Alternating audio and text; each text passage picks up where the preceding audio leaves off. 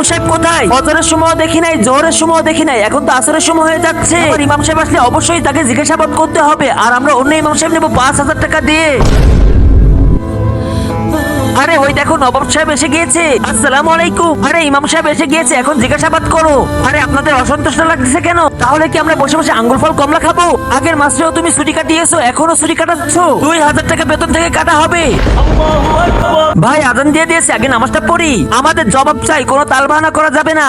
বলো ইমাম সাহেব কোথায় গিয়েছিলে? জনাব আপনাদেরকে বলতেছি, আমি তো নামাজ পড়ে আপনাদের সাথে কথা বলবো, আর মাগরিবে নামাজের পর আমার ছেলের জানাজা হবে।